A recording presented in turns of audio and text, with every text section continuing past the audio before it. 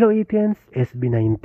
Ito na naman, suki na talaga, headline at cover at featured sa isang online magazine at newspaper. Ito nga ang pinakasikat sa buong Asia, ang Bandwagon Asia.